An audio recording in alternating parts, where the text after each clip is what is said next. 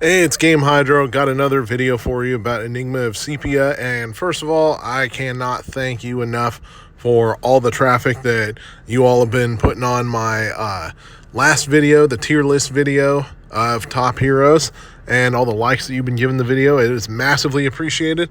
I've got another video for you today. I've got a tier list of what I call the working class heroes, the SSR heroes. So there's no SSR pluses here. There's no URs and SPs here.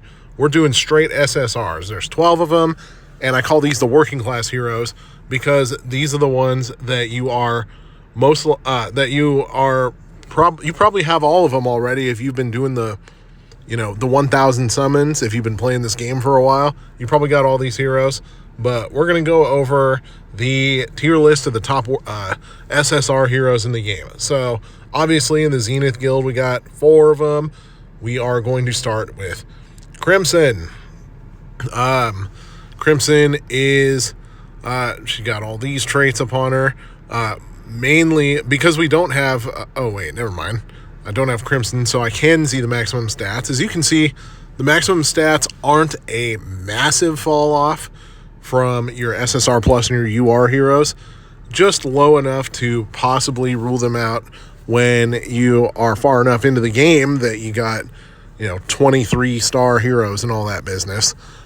Or if you're a super pay-to-win player. But for the hoi polloi, the rest of us, we're going to go over this. So, Crimson, Curse, and Leech type. I like the sound of Leech because usually that means lifesteal.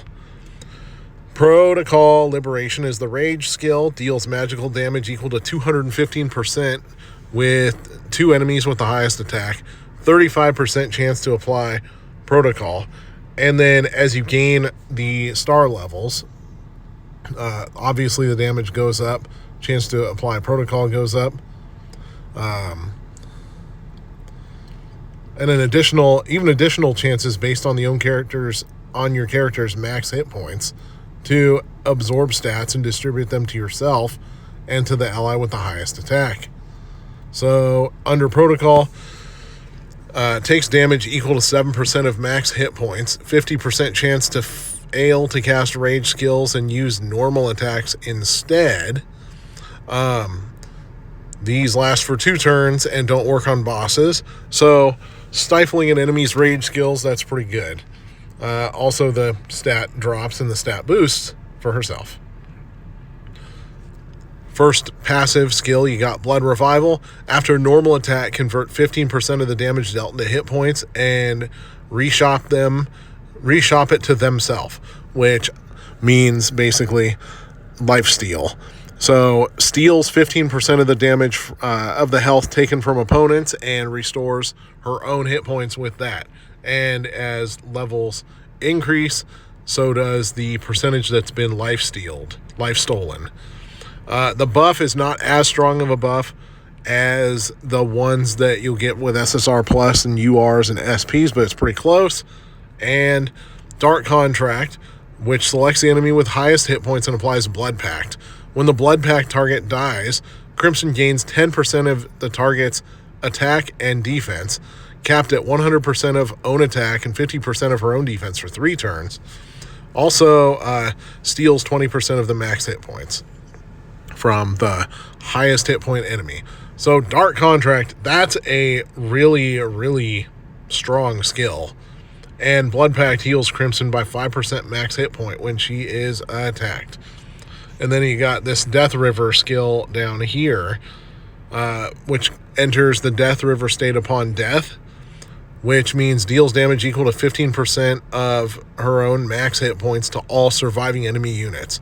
So she turns into a giant bomb when she's destroyed, basically.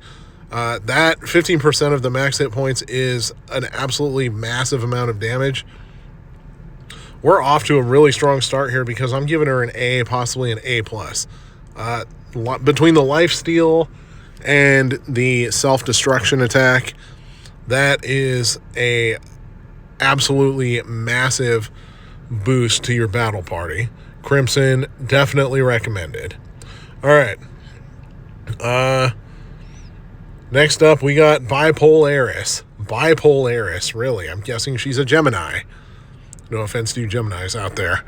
Please don't hurt me. I saw what Kendrick Lamar did to Drake. Anyways, so her skills, her max health, pretty in keeping with other SSRs.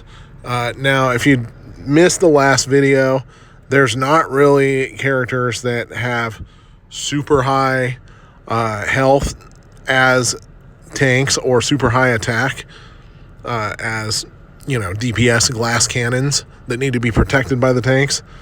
Everybody's kind of well-rounded here. It's mainly the skills that set everybody apart. Rage skill, we got Hermeseed Burst. After winding up, unleashes a shockwave around herself, dealing 158% damage, magical, to the 3 enemy units with the lowest hit points, 20% chance to inflict Hermeseed, and at level 5, if the target is under control, the chance to inflict Hermeseed increases to 100%. It says the effect lasts for 2 turns, has a max stack of 5, cannot be removed. All stacks will be consumed when the carrier is attacked. Each stack applying a 20% chance of applying confusion. Alright, so basically the Hermeseed has a chance to grow into confusing the enemy and causing them to attack their own teammates. Normal attack on random targets for 2 turns. Now we got the Hermeseed Penetration. Attacks the enemy with lowest hit points with a 15% chance to inflict confusion. That is 2 turns, is how long that lasts. And then the last one, when Bipolaris is attacked, she has a 30% chance to inflict 1 layer of Herme Capsule. Lasts 2 turns. Herme Capsule drops magic resistance on an enemy by 5% per stack for 2 turns. When the Herme Capsule stack expires, it converts into Hermeseeds. Alright, so decent, pretty good damage here. I like the attack of the multiple lowest hit point adversaries.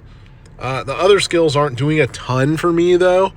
Stats are good. Other skills aren't doing a ton for me, so I'm going to go B tier. Now we got Ivy Lynn. And Ivy Lynn...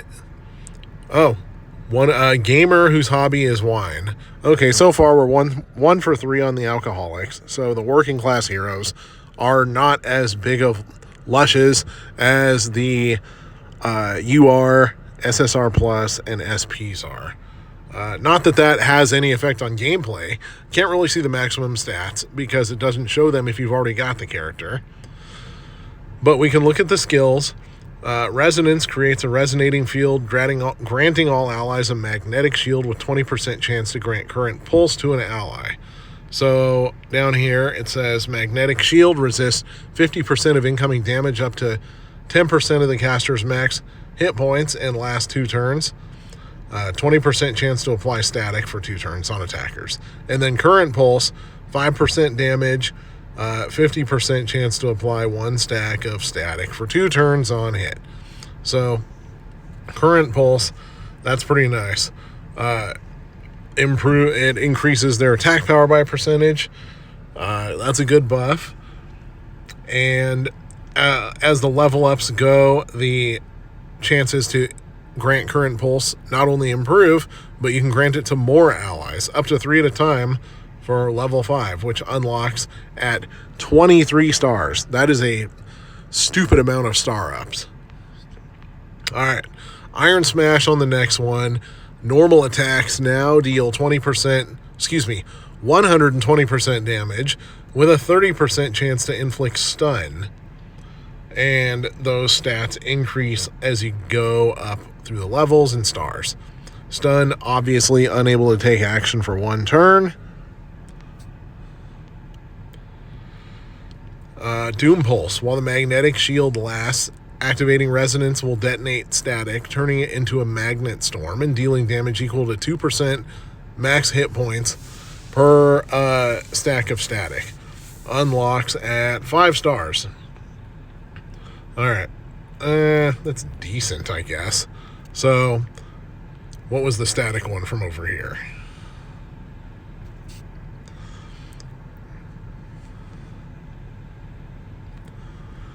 20% chance to apply static for 2 turns on attackers. And then this one causes static to explode into a magnet storm and deal damage equal to 2% of max hit points. So 2% of max hit points right now would be 376. That really doesn't seem all that powerful, but I guess it becomes more powerful as you star her up and as you star her up and level her up. So B minus. The shield is okay, but it's not the best shield over there. The attack boost is okay, but I wouldn't say she's good enough for just an attack boost. Mentora, so she's a teacher, I guess. Not a wino. Maximum stats pretty good, but hit points seem slightly low, I guess. Wordsmith. Inspires allies with words, healing the ally with the lowest hit point percentage by 220%, with a 30% chance to grant them attack up for 2 turns. So, Mentora's rage skill is mentoring someone. That's kind of legit, actually. Mentora is a therapist. All right. Heals allies with words. Lazy Hex. Wordsmith also has a 30% chance to grant Pierce up to 1 random ally while restoring 10 rage for the caster. Pierce rate up increases Pierce rate by 10% for 2 turns up to 2 stacks. And Pierce rate, of course, causes an attack to have a chance to damage the enemy behind the main target. All right. False Pose. An imposing but not necessarily effective protection aura that has a 30% chance to grant the caster block shield when the battle starts. Imposing but not necessarily effective. Provides chances to grant block shields to allies as you level up. Low percentage chance, though. And then block shield blocks incoming damage once and lasts for 1 turn. So damage blocked once, all damage blocked once. That's not too bad. The healing skill I like. I'm going to give her a B+ for the healing and for the shield. And for the attack up. That's pretty good when it comes to giving attack up to an extra, extra strong ally. Especially if the extra strong ally happens to be the one with the lowest hit points, which that's possible. Less effective in this game than with than if it were to have actual guardians and DPS types, though. Anyways, let's move on to the Mastery Guild. 4 SSRs here. Centia is the first one. Floristry and games, I guess.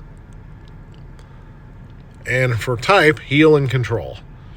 So the first skill, rage skill rather, deals 156 attack magical damage to rear row enemies, converts 6% of total damage into hit points, and gives it to the ally with the lowest hit point ratio or percentage. All right, so not only dealing damage to the rear row, which often gets neglected unless other rows have been killed off, but reviving the ally with the lowest hit points.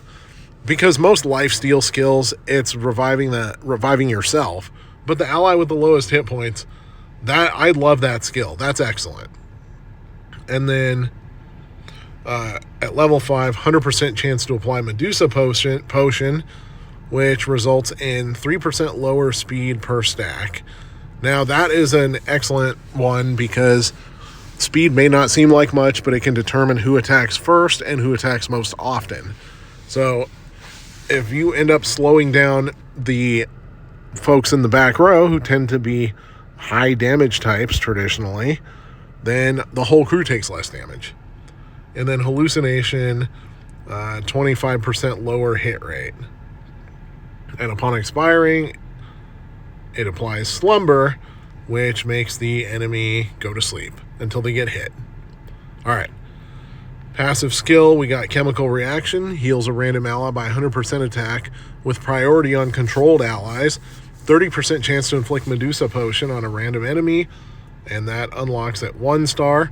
All right, so we got doubling down on Medusa Potion. So Centia just slowing everybody down here in a good way. If attacking a target carrying Medusa Potion, there is a 50% chance to add 1 more layer of Medusa Potion to that target. And then if attacking a target that's hallucinating, it directly changes hallucination to slumber, which obviously makes them fall asleep. Yeah. So I really, really like the lifesteal skill for the lowest hit point ally or self. I'm going to go B+ just for that skill alone. The other skills, nah. But I also like the downgrading of enemy speed. That can have more of an effect than you might think just by looking at the skill alone. Sfira is Void Guard, combo and buff type. We got Wrath of the Storm God is the rage skill.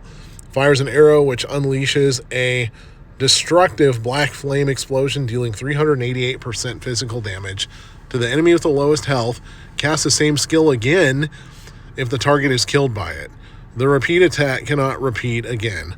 Alright, so there's typically, in most gacha RPGs, I would say there's one character with a skill like this.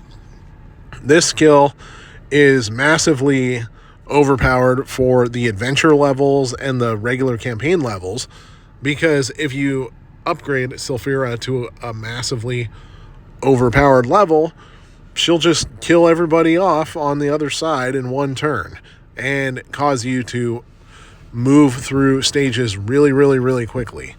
In this game, it's not quite as noticeable, not only because battles are slow as hell, but because the battles keep fighting when you're offline even, but that's still quite useful. And obviously very useful in battles, in PvP battles, because dear God, 388% without even any upgrades is a crazy amount. And then level 5, 694%, 20% damage extra for each stack of burn the target carries. And then where's Crow here?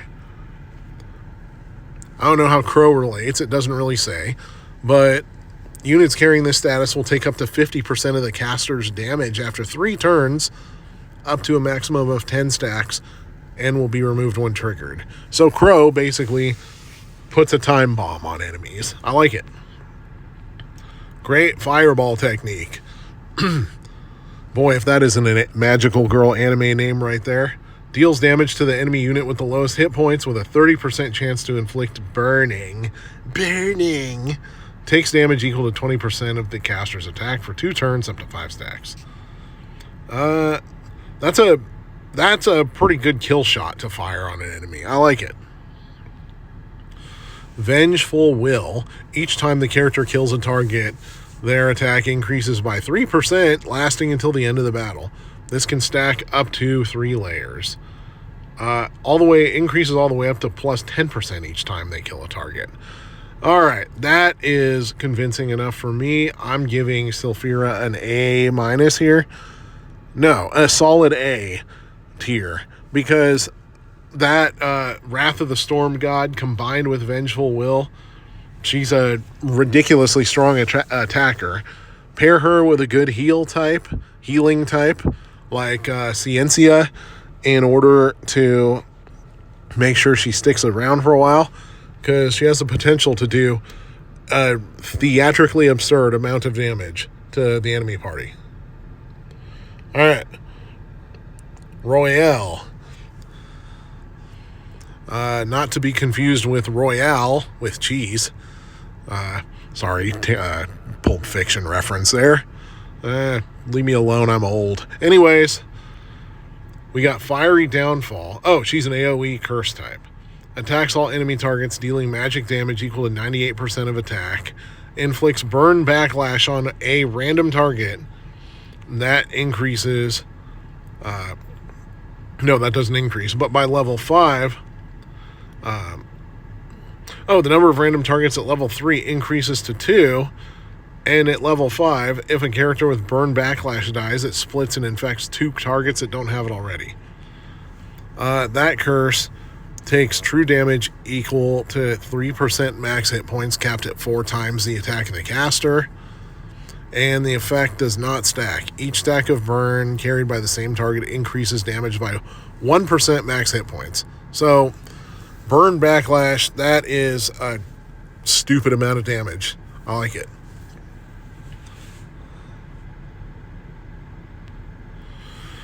Burning Touch. After a normal attack, there's a 40% chance to inflict 1 layer of burning on the target. So just normal attacks can burn a target. And obviously burn does damage equal to 20% of the attack for up to 2 turns. Yeah, I like that a lot. Burn usually results in a lot of folks losing a lot of hit points. Scorching Blaze. At the start of the turn, it increases characters' attack by 3% for each enemy unit afflicted with burning. So if you got all 6 enemies inflicted with burning, that's 18%. And then that goes up to 7% per enemy at level 5. That's pretty lit. No pun intended. Literally no pun intended. I didn't even realize I made that pun. All right, next up, Naldra. Another wino. Actually significantly higher attack than most other SRs, I believe. And speed's pretty good too. Dragon Wings. Oh crap, I forgot to rank the tier of Royale. So with the sky high damage that Royale does, I'm giving her a B+ only because that damage isn't going to be super effective against fire type enemies, but against everybody else, very good stuff. All right, back to Naldra. Dragon Wings harnesses them to attack all enemies, dealing magic damage to 96% attack with a 25% chance to apply 1 stack of Oath Fire on 1 random enemy. And now it goes to 2 targets at level 5 plus higher percentages. And Oathfire, each stack makes the carrier take 3% damage dealt to the caster, up to 5%, up to 5 stacks per target. The effect can be removed stack by stack, and the total share of redirected damage is capped at 80%. So it's kind of like a reverse lifesteal. If an enemy attacks Naldra when she's got the Oathfire, then they take the damage. That's pretty good. 3%, not a huge amount of damage, but still pretty good. Dragon Roar, 20% chance to apply burn to 1 random enemy on normal attacks. All Out War, gains a stack of 5% attack at the end of each turn for each 5 stacks of Oathfire accumulated. Pretty decent attack boost there. I mean, if you get 2 stacks of this at the end of each turn... Oh, wait. If you get 2 stacks of this total, that's... Oh, never mind. I'm confusing myself. At the end of each turn for each 5 stacks of Oathfire. All right. You guys know what that means. So, basically, if you got 10 stacks split between enemies, then you get 2 stacks of attack up. So, that's a decent to pretty good boost. But as you level up, it guarantees crit for the next turn upon accumulating 20 total stacks. Guaranteed crit is ridiculous amount of damage. Other than that, I would say that's pretty moderate level, and the Dragon Roar is kind of a slightly weaker version of the passive skill that Royale had. So, not that impressed. I'm going to go B-. Now we're going down to swords because this last one does not have any SSRs. Over to swords. Nope, don't want to share it. Wrong button. We got 4 of them here too. Denise, Nora Zarana, Janara, and Kestus. All right, we got Denise. Skills include... Oh, she's electric. Chainsaw Storm, 161% physical damage to a random front row enemy, then provides reinforcement for the ally with the highest attack, sharing 30% of the damage they take for 2 turns. Also grants chains to the character in the reinforcement target.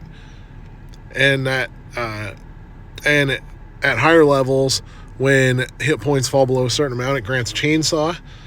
So chains, 20% damage immunity and critical resistance.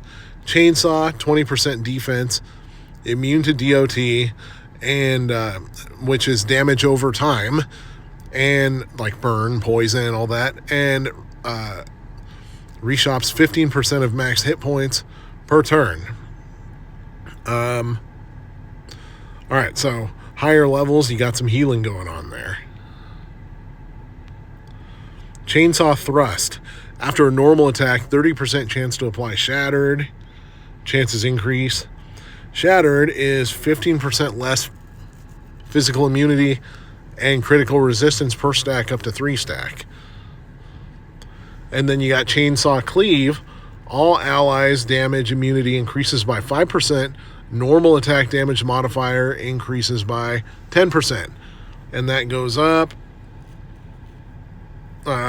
Has a chance to apply Shattered to enemies if an ally has Chainsaw.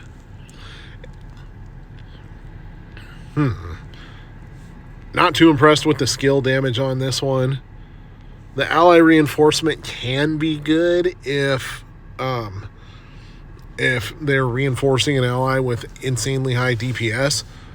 Otherwise, I'm not that impressed with it. I'm going B-.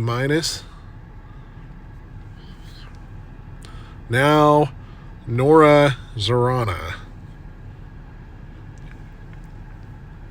So Nora Zarana is an AoE and debuff type.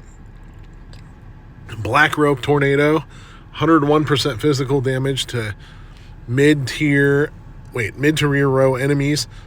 30% chance to apply Ichimonji or Ichimonji, Onikiri, or Autumn Water before damage lands, etc. Damage increases. Apply each debuff increases. 45% chance to apply damage reduction at level 5.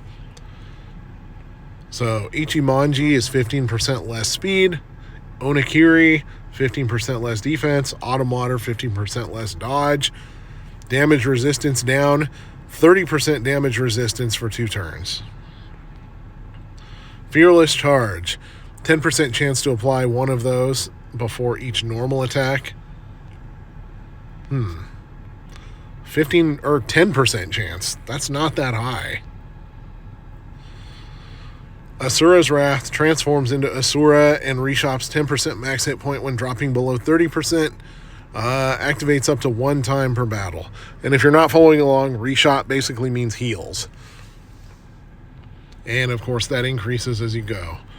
Asura, 30% attack higher, 20% lifesteal rate, and immunity to control. Alright, so immunity to control and lifesteal rate are pretty good, but nothing here is impressing me much. I'm going B- for Nora Zarana. Now moving on to Janara.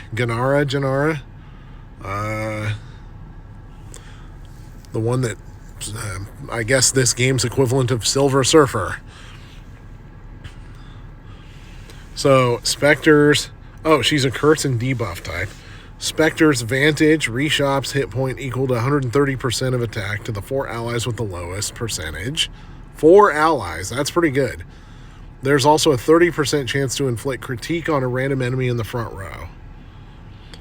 Critique takes damage equal to 20% of attack for using normal attacks and takes damage equal to 7% max hit points, capped at 4 times the attack of the caster for rage skills. Dear God, that's a lot of damage. The effect lasts for 2 turns and does not work on bosses. And deflation, damage immunity down, higher chance to suffer on the next higher damage on the next rage skill. Dear God, that's a lot of damage. Critique. So you can absolutely decimate enemies by critiquing them. Damn. Nobody go up against Janara in a rap battle. All right. Lido Slash. After a normal attack, 25% chance to inflict deflation for 2 turns. Rogue style. If an enemy target triggers deflation, 50% chance that Janara will hit the target with a guaranteed crit. Normal attack before the end of the turn, and the chance to inflict deflation increases to 35%. Okay. There's a 50% chance that Janara will hit the target with a guaranteed crit. Guaranteed crit, I always like guaranteed crit. That's strong as hell. And that goes up to 65%, and a chance to apply another extra layer of critique. All right. I'm going A- because she has ridiculously high attack skills. And Janara, she may be able to hold her own in a rap battle against Kendrick. All right, Kestus. She's a reinforcer and a damage resistance type. Summons meteors upon all enemies, physical damage equal to 92%, with a 30% chance to inflict severe wound on a random enemy. What is severe wound? True Guard gains 1% damage immunity for each hit point, 5% hit point lost. Grants barrier to an ally with the highest attack, including the caster, at the start of each turn, allowing the caster, aka Kestus, to take 70% damage of the next attack the target receives. Then the barrier expires. And then True Judgment counts damage taken when attacked, excluding damage over time, and adds 100% of this damage to the next rage skill. This extra damage is evenly distributed to all enemies and is capped at 10% of the caster's attack. And then there's Intel down here. Adds 1 stat, cannot be removed. Great. What else does Intel do? All right. Despite the vagaries and the descriptions of everything, I really, really like these skills. The meteor skill on enemies, the defense up, and Kestus seems like the closest thing we've seen so far to an actual tank because of these passive skills that increase defense and allow her to take damage for teammates. So Kestus gets an A- tier. If you need a tank in your party, power up Kestus and stick her in the front. Anyways, that's the SSR tier list, also known as the working class tier list. You probably have a bunch of SSRs already. If you don't, do the 1000 summon event and you'll get them pretty quickly. Hope this was good advice. Please like and subscribe to Game Hydro if you enjoyed this video, and check out our other videos about Enigma of Sépia also. Thank you.